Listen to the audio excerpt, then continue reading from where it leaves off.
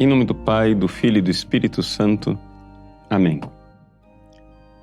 Inspirai ao Senhor as nossas ações e ajudai-nos a realizá-las, para que em vós comece e para vós termine tudo aquilo que fizermos. Por Cristo, Senhor nosso. Amém. Santa Maria, Mãe de Deus, rogai por nós. Em nome do Pai, do Filho e do Espírito Santo. Amém. Muito bem, grande alegria estar com vocês hoje nessa transmissão ao vivo no dia de São Pio, né? O Padre Pio. São Pio de Pietrelcina. O Padre Pio é um sacerdote providencial. E essa é a grande verdade. Deus manda os santos certos na hora certa. E nós, no século XX, recebemos o Padre Pio. Claro, ele nasceu no século anterior, mas só para a maior parte da sua vida foi no século XX. No século XX tivemos esse grande sacerdote que foi uma resposta de Deus antecipada para a crise de identidade do sacerdócio que a igreja iria viver. Ou seja, acho que eu não digo grande coisa se eu disser para vocês que existe, sim, uma espécie de crise de identidade do sacerdócio na igreja. Por quê? Porque aquilo que a Igreja Católica sempre teve com muita clareza, nos últimos tempos, as coisas vão como que escorregando numa direção que a gente vê claramente que é um conceito de sacerdócio que não é católico. Ou seja, exatamente a visão de Lutero. Então, é interessante a gente notar, e acho que nós vimos isso com toda clareza no nosso curso sobre Lutero. Se você ainda não fez o curso sobre Lutero, valeria muito a pena, né? É um dos cursos que eu fiz recentemente, e acho que dá para dizer que é o melhor curso, que me fez um bem imenso a mim, pessoalmente, estudar com profundidade, não é? Todos os acontecimentos da vida de Lutero, como é que as coisas aconteceram. E é impressionante, impressionante, como a gente vê acontecer hoje coisas semelhantes àquelas que aconteceram há 500 anos atrás com Lutero, só que com um método diferente. Qual a diferença? A diferença é que Lutero fez a revolução dele destruindo o sacerdócio e a missa de forma clamorosa e bruta. Lutero é um touro numa sala de cristais. Ele entrou arrebentando tudo. Hoje nós vemos que a metodologia mudou. Nós estamos escorregando lentamente, sem aquela brutalidade de Lutero, mas escorregando para uma mentalidade luterana sobre a vida espiritual católica e sobre o sacerdócio. Vamos logo dizer com clareza do que é que eu estou me referindo. Veja só, a gente pega o Padre Pio. O que está muito claro na vida do Padre Pio? Primeira coisa, na configuração dele a Cristo, que fez com que ele tivesse inclusive os estigmas, as chagas de Cristo, ele oferecia o seu sofrimento pela salvação das almas. Isso o Padre Pio fez o tempo todo. E isso todos nós podemos fazer. É o nosso sacerdócio batismal. O Padre Pio podia e fez, e ele nos ensina a fazer. Só que isso é algo absolutamente abominável para os protestantes. Por quê? Porque esse é o coração, digamos assim, da diferença entre nós, católicos, e os protestantes. Nós, católicos, cremos que Deus pode nos modificar, pode modificar a nossa alma de tal forma que nós possamos oferecer algo a Deus. São as obras. Ou seja, através da fé, a gente crê, e através da fé, a gente aceita a justificação, a gente aceita a obra de Cristo que entra em nós, claramente através do sacramento do batismo, não é? Ou quando a gente perde o estado de graça, entra através da confissão. Então, essa modificação em estado de graça, nós podemos e estamos unidos a Cristo, e porque estamos unidos a Cristo, podemos oferecer a Deus um sacrifício da nossa própria vida. Ou seja, podemos oferecer a Deus obras meritórias, obras que alcançam meritoriamente a salvação dos outros, graças. Isso é bem católico. Isso é o Padre Pio. É o Padre Pio, e ainda nem estou falando do sacerdócio dele, estou falando só de ser humano batizado. Ele, como ser humano batizado, membro da igreja, filho de Deus, uniu seus sofrimentos aos sofrimentos de Cristo, e com isso, ele sabia, estava resgatando as almas. Como as criancinhas lá de Fátima, também aprenderam de Nossa Senhora, quereis oferecer-vos a Deus? E as crianças dizem, queremos. E receberam a graça de Nossa Senhora, e dali para frente começaram a oferecer sacrifícios pela salvação das pessoas. Isto é um mistério da nossa fé católica. É, por exemplo, o que vivem as carmelitas. Ontem começamos a novena de preparação para o dia de Santa Teresinha, do Menino Jesus, não é? Santa Teresinha, o que ela entrou no Carmelo? Para quê? Para se oferecer. Para se oferecer a Deus. Qual é a vida de uma carmelita? Oferecer sua vida, né? A Deus pela salvação. É um apostolado. É uma vida contemplativa de oração, de intercessão, de oferecimento. Então, tudo isso é tão católico. Tudo isso é tão extraordinariamente católico. Padre Pio, as criancinhas de Fátima, Santa Teresinha. Já está dando para ver que no nosso site nós nos cercamos desses amigos, né? E que isso tem tudo a ver com o nosso oferecimento. Mas Lutero e o protestantismo abominam isso. Ou seja, nós somos salvos pela fé, ponto, com uma visão completamente disparatada de fé, e nós não podemos nos oferecer. Bom, e aí? Bom, já começou a grande diferença por aí. Ou seja, para ele as obras não valem nada. Mas tem outra coisa que Lutero abomina mais ainda, que é consequência dessa primeira doutrina, que é o sacerdócio católico e a Santa Missa.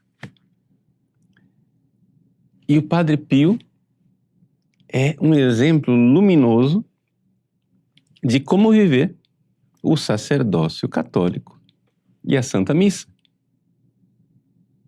Tá? Então, antes de falar como o Padre Pio vivia isso, vamos ver com clareza qual é a doutrina de Lutero e como é que os protestantes realmente pensam.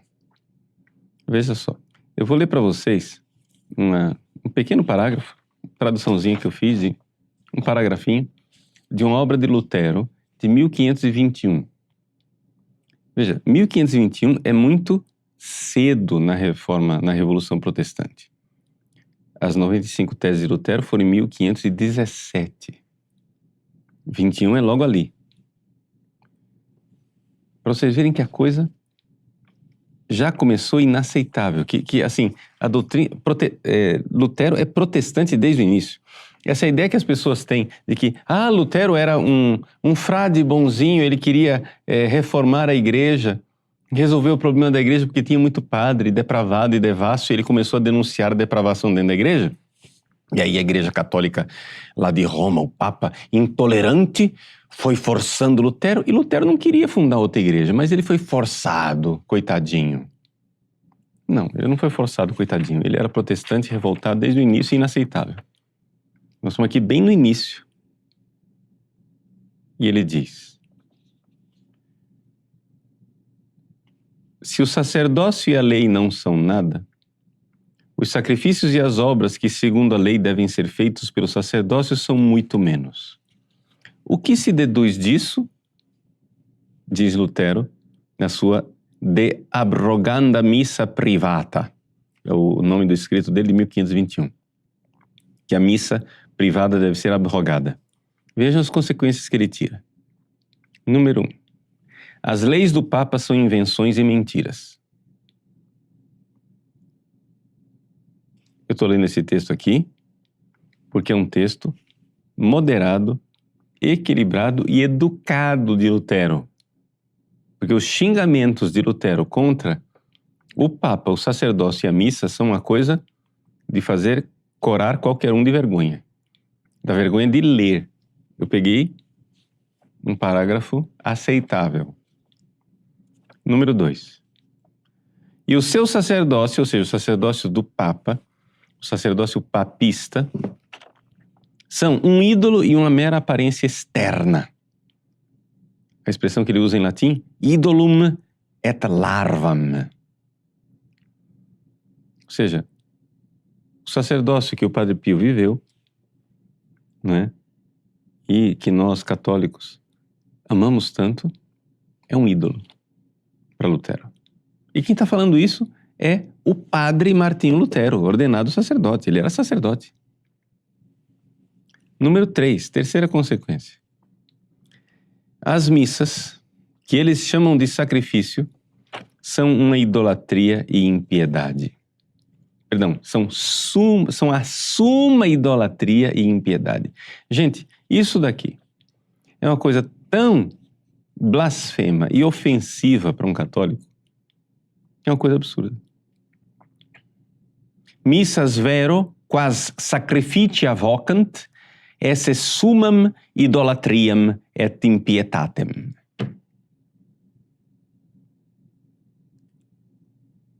Alguém ainda duvida disso? Pergunta Lutero.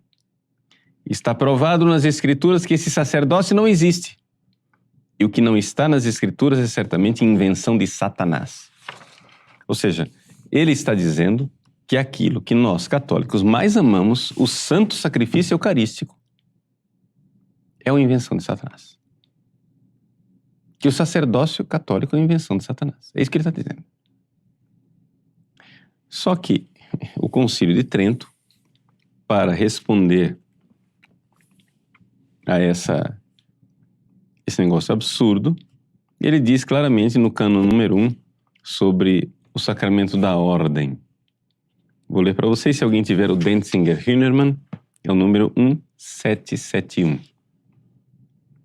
Se alguém disser que não há no Novo Testamento um sacerdócio visível e externo, e não existe o poder de consagrar e oferecer o verdadeiro corpo e sangue do Senhor e de perdoar os pecados e retê-los, mas só a função e o simples ministério de pregar o Evangelho, ou que os que não pregam absolutamente não são sacerdotes, seja anátema.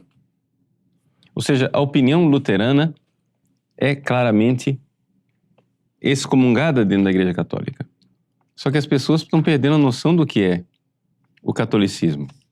Só para ler mais um cânon sobre o Santíssimo Sacrifício da Missa, número 1751, do Denzinger. Se alguém disser que na missa não se oferece a Deus um sacrifício no sentido verdadeiro e próprio, verum et proprium sacrificium, ou que o ser oferecido não é mais do que Cristo ser dado a nós em alimento, seja anátema. Vamos explicar isso daqui e o que é que isso tem a ver com a vida do Padre Pio e por que Padre Pio é um exemplo luminoso, maravilhoso da doutrina católica. Então, assim, certamente quem não ama o sacerdócio católico e não ama a Eucaristia, certamente não deve gostar do Padre Pio, porque o Padre Pio é a contradição, né, a refutação absoluta e total da doutrina protestante luterana sobre o sacerdócio e a missa. Veja, o que é que o Concílio de Trento está nos dizendo? Em primeiríssimo lugar, nosso Senhor Jesus Cristo, na última ceia, ele chamou seus 12 apóstolos. Ou seja, não foram os discípulos em geral, foram os 12 escolhidos. Existem dois grupos na igreja. Existem os discípulos em geral, e entre os discípulos Jesus escolheu 12. E esses 12, com eles ele celebrou a última ceia. Estando as portas fechadas, mas ninguém, ele ordenou aqueles 12 apóstolos sacerdotes e instituiu a Eucaristia. Isto é o meu corpo, isto é meu sangue. E ali Jesus fez a união entre aquilo que ele estava fazendo ali na mesa e o sacrifício da cruz que ele iria oferecer. E disse: fazer isso em memória de mim. E nós católicos acreditamos nisso. Acreditamos que cada sacerdote, cada padre que sobe no altar está oferecendo a Deus o santo sacrifício do Calvário, renovado de forma incruenta, ou seja, sem derramamento de sangue. Vamos entender claramente. O Padre Pio recebeu carismas especiais. Então, ele mostra isso de forma mais clara. Todo sacerdote, Padre Paulo inclusive, o padre da sua paróquia também, quando ele sobe ao altar para celebrar a missa, ao fazer a consagração na missa, ao dizer, pegar o pão ali e dizer, isto é meu corpo, e pegar o vinho e dizer, isto é o meu cálice do meu sangue, o sangue da nova e eterna aliança, etc. Ali, o padre, ao fazer aquela consagração, está renovando de forma sacramental aquele sacrifício do Calvário, onde Jesus, como vítima, se oferece a Deus. Pergunto, na missa, Jesus está sofrendo? Não, ele não está sofrendo. Ele sofreu uma vez por todas há 2000 anos atrás. Seria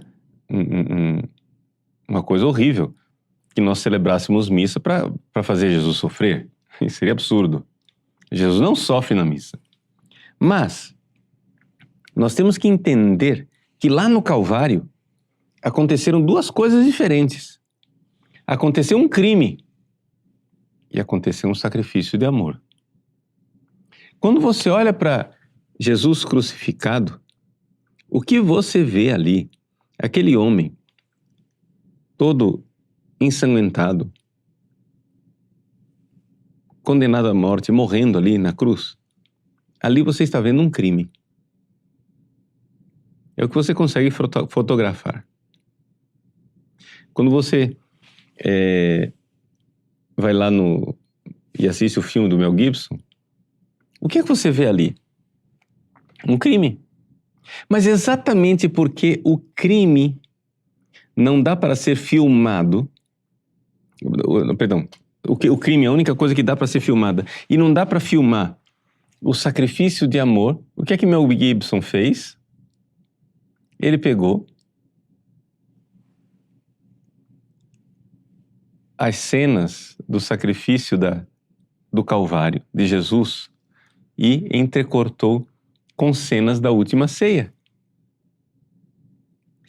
Para que a gente pudesse ver o invisível, ver que quando ele está lá, na hora que está levantando o corpo de Cristo na cruz, a cruz está sendo levantada e de repente corta a cena.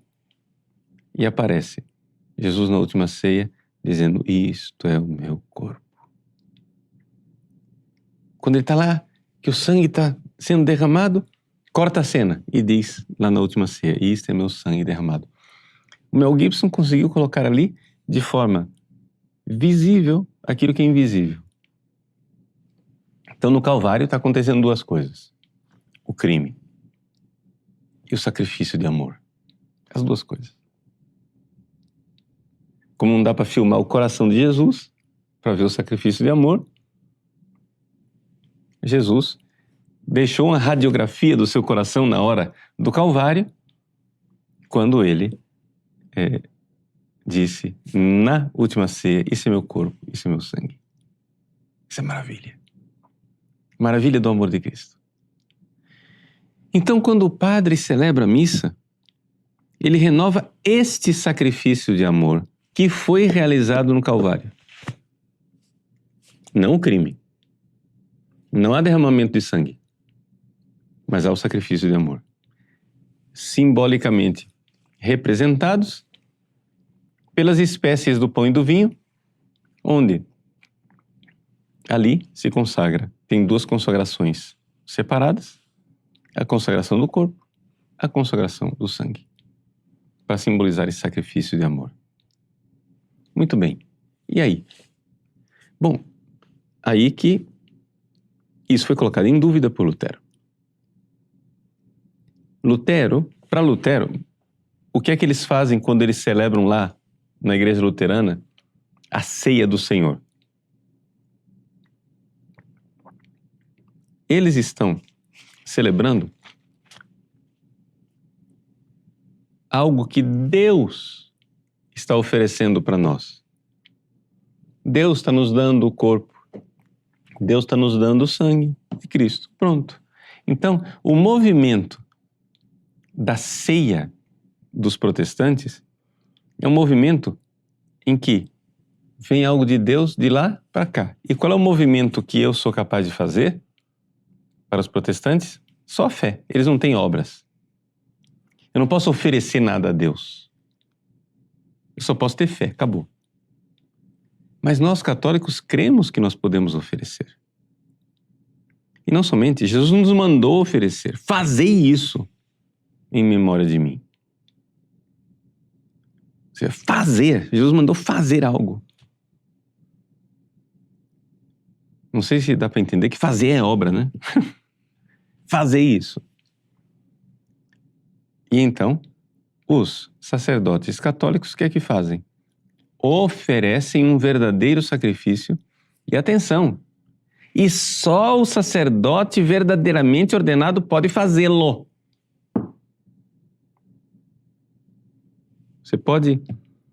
Você tem 1,2 bilhões de católicos no mundo. Se esses 1,2 bilhões de católicos leigos, tira os padres, leigos se reunirem para celebrar a missa, não acontece missa nenhuma. O que acontece é que o pão continua pão e o vinho continua vinho. Boa noite. Se não tiver um padre, um sacerdote verdadeiramente ordenado. Agora, isto que Lutero clamorosamente destruiu, porque Lutero é bocudo, né? Lutero faz o negócio fazendo barulho. O sacerdócio é ídolo, é mera aparência externa. A missa é suma idolatria e impiedade. Ele vai xingando. Isso que aconteceu com torno à sala de cristais, nós vemos que hoje em dia vai acontecendo aos pouquinhos dentro da igreja. Então, de repente, o padre não é verdadeiro sacerdote. Ele é só um presbítero. E a missa não é verdadeiro sacrifício. A missa é uma partilha, a missa é para celebrar a solidariedade, para ensinar a partilha, etc, etc. E não tem verdadeiramente, né, um poder no padre. O poder do padre vem do povo, o povo que delega para ele. Então, as pessoas vão deixando de crer no sacerdócio. Então, não é à toa que hoje em dia a gente vê propostas absurdas, né? Por que a gente não pega essas comunidades que vivem sem missa, coitadinhas, e ordena a comunidade inteira? Por que não ordena toda a equipe de liturgia? Vamos ordenar a equipe de liturgia. Mas você vê que por trás dessas propostas tem o fato de que essas pessoas já não creem mais no sacerdócio. Já não creem mais. E, portanto, o padre termina sendo alguém igual aos outros. Imagina se o padre vai vestir alguma roupa diferente. Não. Imagina se o padre precisa ser como os apóstolos eram, não é? Celibatários, que deixaram pai, mãe, mulher e filhos, casas e campos. Não, não precisa de nada disso. Imagina se os sacerdotes precisam ser somente homens. Não, nada disso. Tudo é a equipe de liturgia que se reúne e celebra, não é, a Eucaristia. Pronto, acabou. Mas onde é que foi o conceito do sacerdócio católico? Quando é que nós deixamos de ser sacerdotes católicos?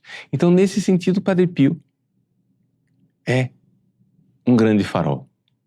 Porque quem era Padre Pio? Vamos lá, vamos na vida do Padre Pio. Número 1. Padre Pio, em termos hierárquicos, na igreja, foi o substrato do nada. Em termos de hierarquia, ele não era bispo, não era monsenhor, não era também nem guardião, nunca foi provincial, guardião do seu convento, nunca teve cargo nenhum. Quem foi do Padre Pio? Padre Pio foi um padre que celebrava a missa e ouvia a confissão. As duas coisas que o Concílio de Trento diz que é o núcleo do sacerdócio visível e externo. Olha o Concílio de Trento. O sacerdócio visível e externo, né? Existe um poder de consagrar e oferecer o verdadeiro corpo e sangue do Senhor, número 1, e de perdoar os pecados e de retê-los, número 2. Então, celebrar a missa e ouvir a confissão. São as duas coisas do padre. E são as duas coisas que o Padre Pio fazia. E fazia de forma extraordinária e luminosa. Vamos analisar as duas coisas.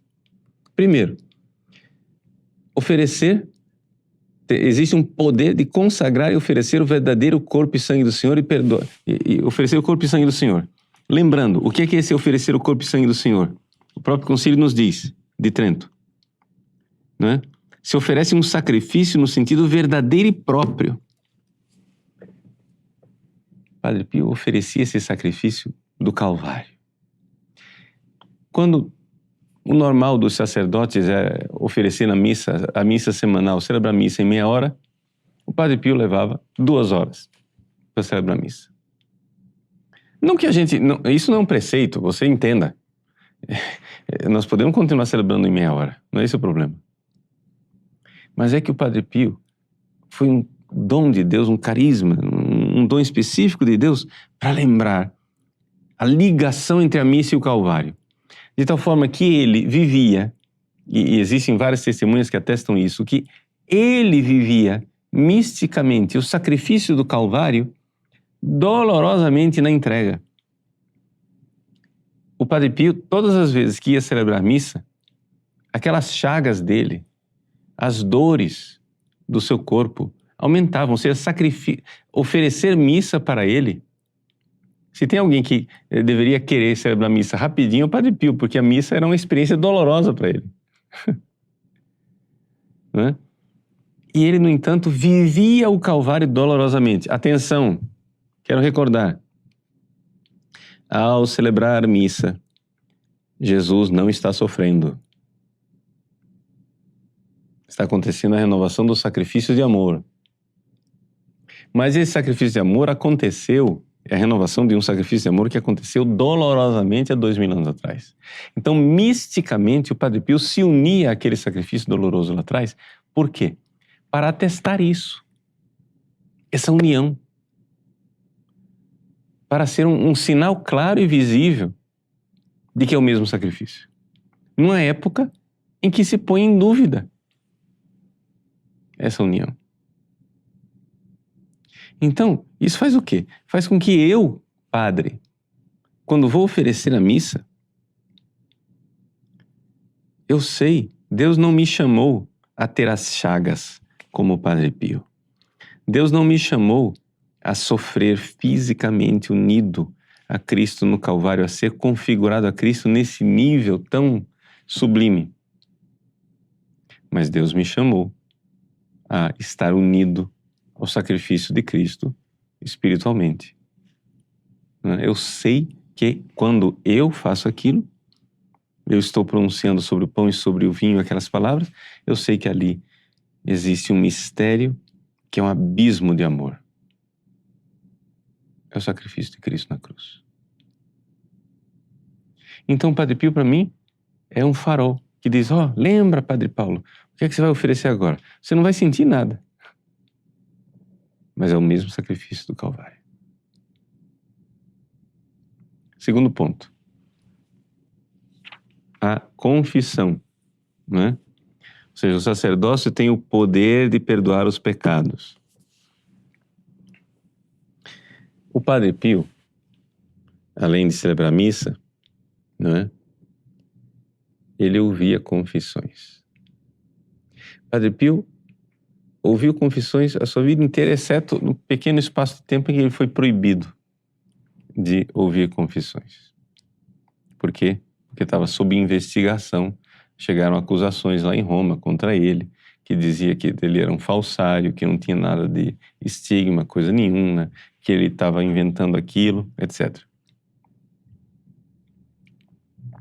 Chegaram até acusações de ordem sexual, onde falaram que as dirigidas espirituais dele eram amantes, etc, etc.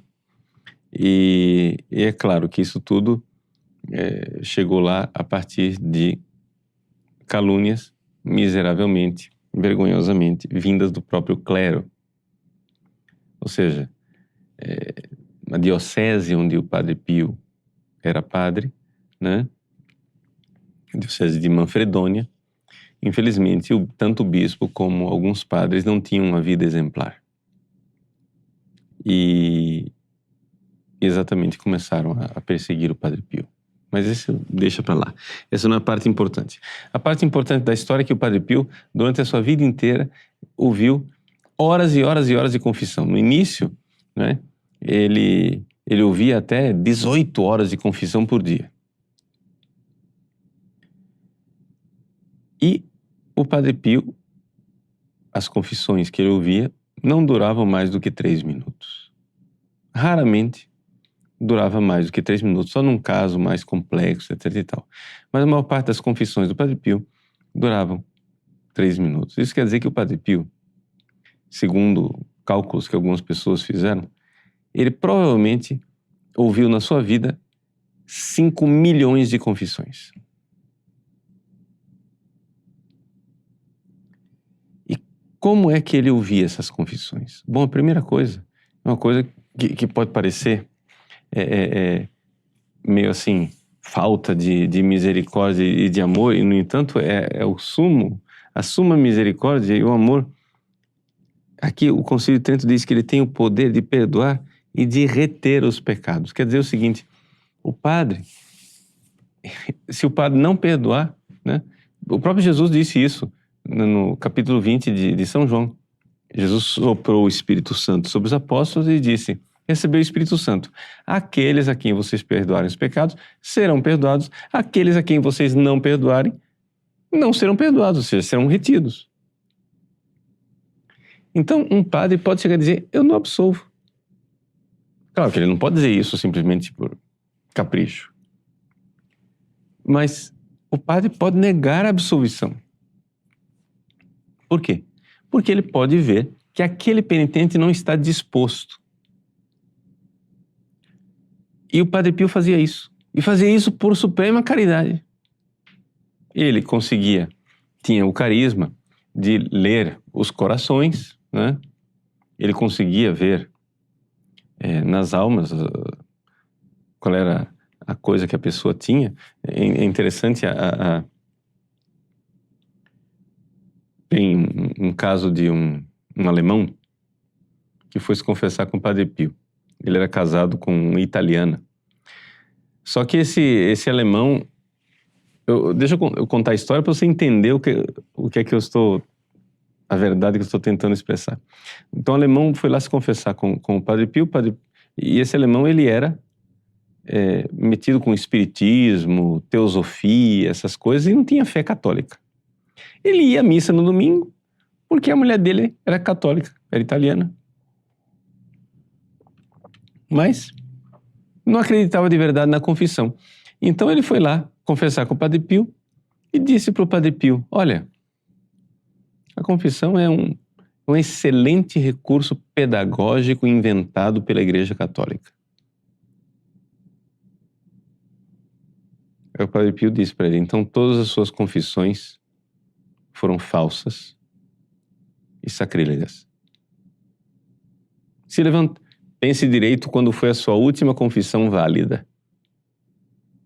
Espere aqui. Se levantou e foi atender a confissão das mulheres na igreja, porque o Padre Pio atendia os homens na sacristia e as mulheres no confessionário na igreja.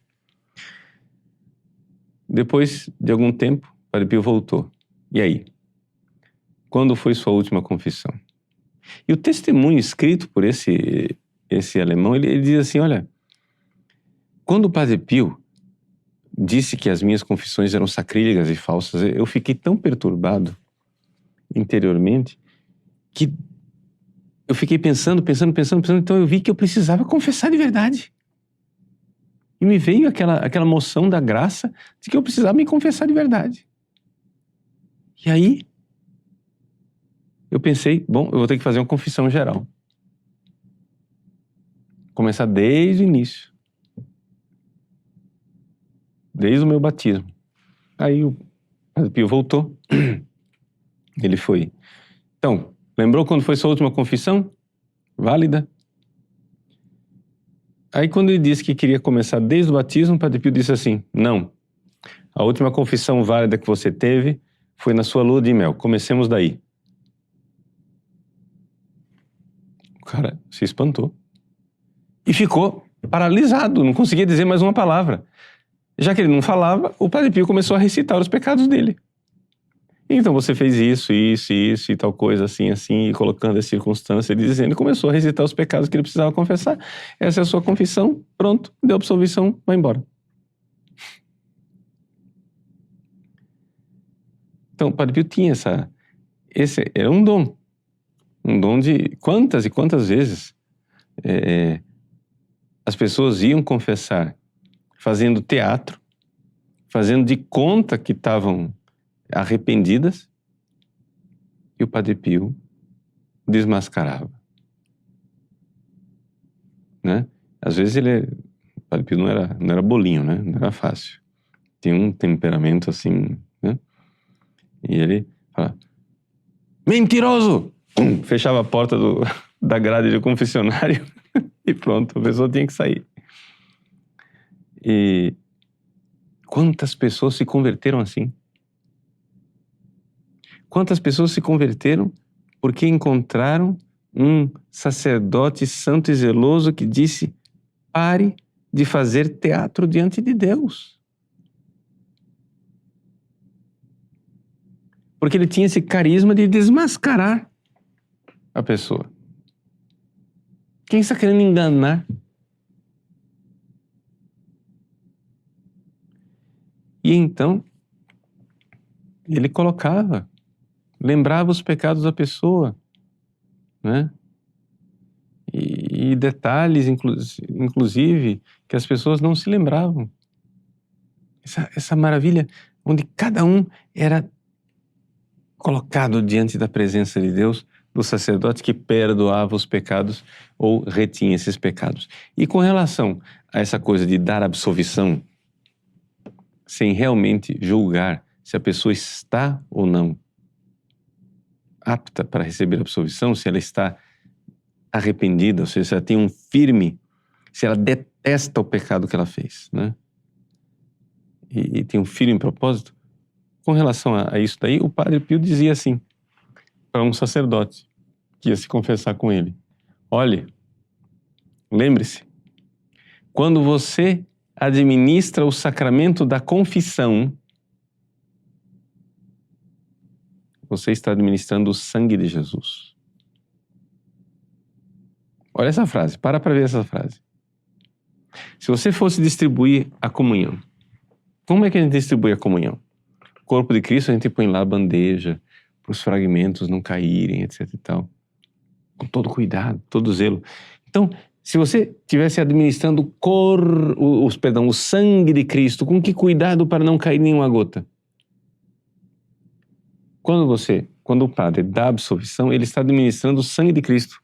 Por quê? É no sangue do Cordeiro que nós somos alvejados, temos a nossa túnica branca. Então é pelo sangue de Cristo que nós somos libertos dos nossos pecados. Então, o Padre Pio chamava a atenção do sacerdote: não jogue o sangue de Cristo no chão. Você tem que administrar com cuidado o sacramento do perdão. É muito importante isso. Toda essa realidade é importante quando nós formos nos confessar. Então, que é importante para você fazer uma boa confissão.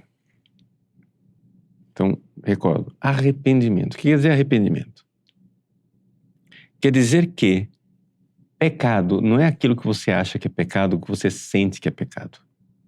Às vezes as pessoas vêm se confessar e confessam umas trivialidades, umas banalidades, porque elas estão machucadas. O que está mais me machucando no momento, não interessa o que é que está te machucando.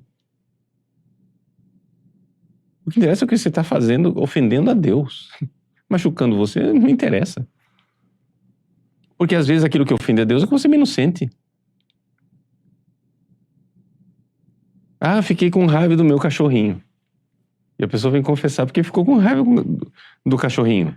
Mas cometeu adultério, fez comunhões sacrílegas, fez um monte de coisa que para ela não se sentiu machucada com aquilo. Mas essa pessoa não tem informação. Gente, pecado não é o que você sente que é pecado. Pecado é aquilo que Deus revelou que é pecado. Deus nos disse quais são os pecados. Então a gente acredita. E porque nós cremos, então é necessário colocar um ato de vontade, e isso, arrependimento, não é sentimento. O arrependimento não é sentimento.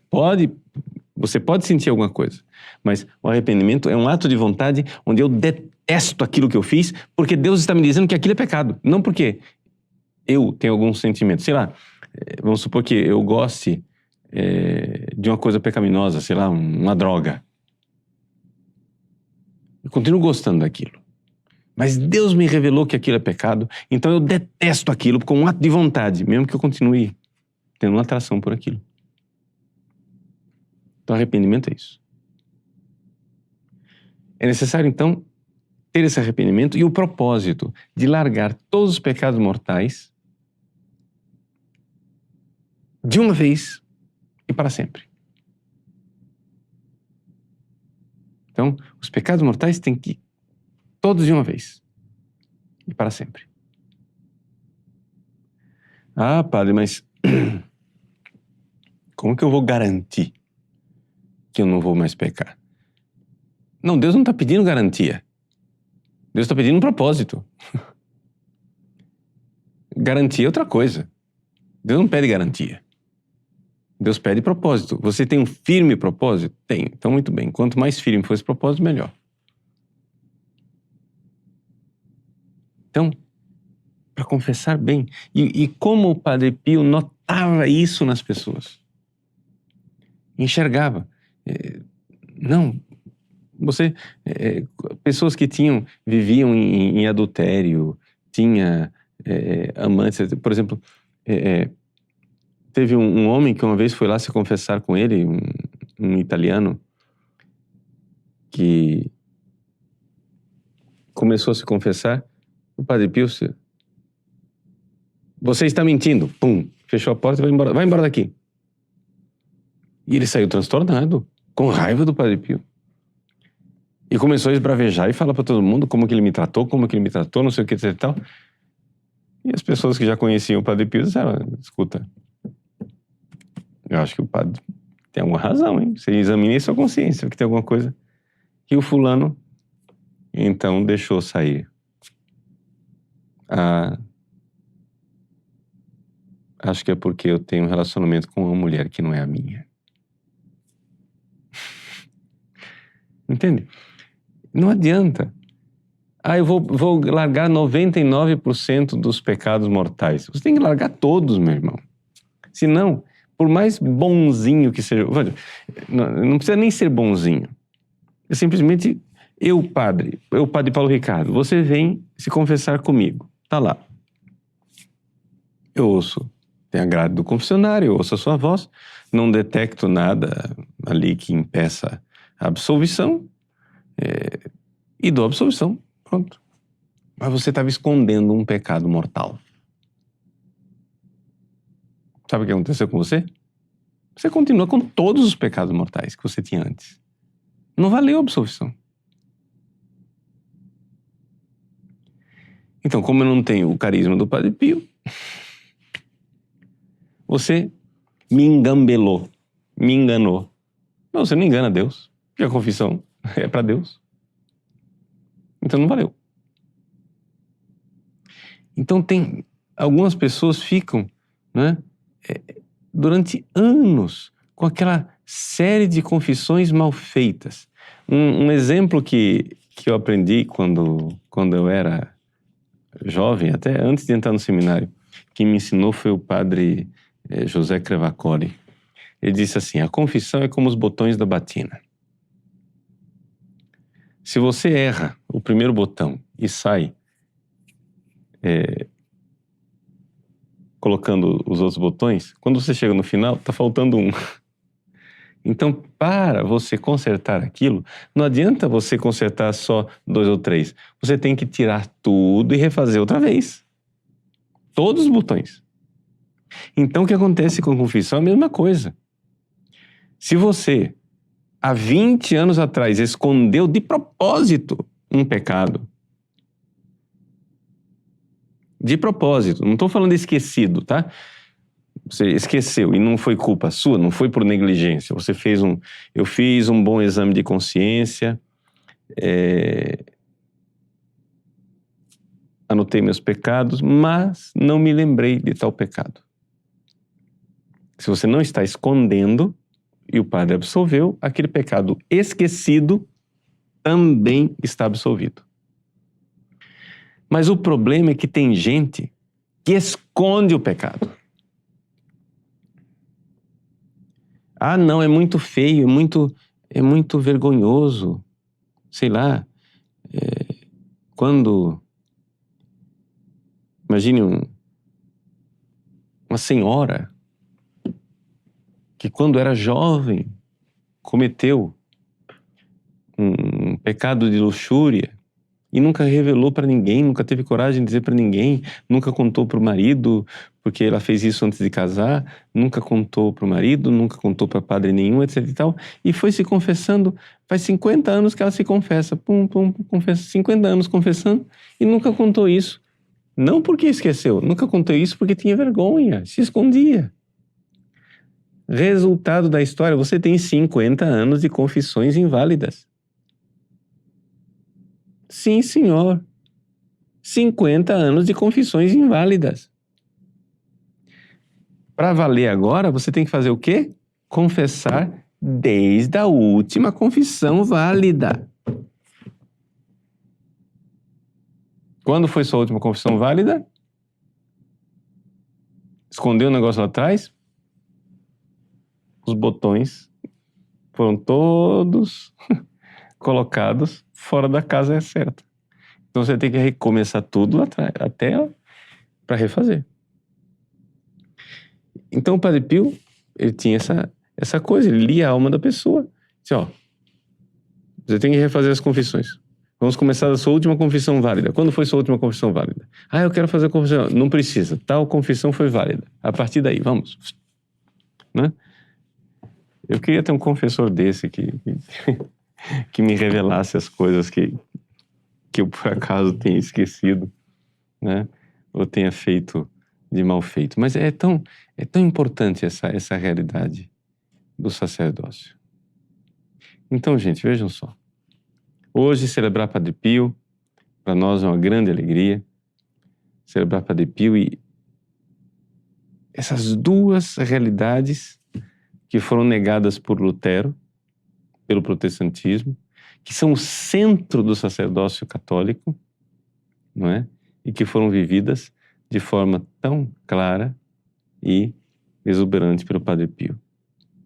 O Padre Pio não teve grandes cargos, não foi importante aos olhos do mundo. Ele foi um padre que, aliás, nem era um grande pregador, né? Você ouve as gravações da voz do Padre Pio, mal dá para entender o que ele está falando, né? Aquela voz, né? Então, não era conhecido pelas pregações, não foi conhecido porque foi um escritor, um grande autor espiritual, né? Não. O que ele fez? Celebrou missa e ouviu confissões. E com isso ele é um farol para os sacerdotes, né, desses últimos tempos agora, do século XX e XXI. Por quê? Porque, miseravelmente, as doutrinas do Lutero estão entrando não com a virulência do Lutero, mas com a sutileza, né, de adaptações, onde no fundo a gente termina não crendo mais no sacerdócio católico. Então que Santo Padre Pio de Pietrelcina venha realmente em nosso socorro com sua intercessão, com o seu exemplo, né? E que ilumine não somente a nós sacerdotes, mas a todos os fiéis católicos a vivermos verdadeiramente a nossa fé santíssima, que nos últimos tempos é tão abalada por ventos de inovações e de adaptações que no fundo farão com que a gente perca aquilo que nós temos de mais precioso, que é o santo sacerdócio e a divina Eucaristia. Que Deus abençoe você. Gostaria de abençoar com a relíquia, né, do nosso Santo Padre Pio, para concluir esse programa e pedir as graças de Deus sobre cada um de nós. O Senhor esteja convosco, Ele está no meio de nós. Abençoe-vos o Deus Todo-Poderoso, Pai, Filho e Espírito Santo. Amém.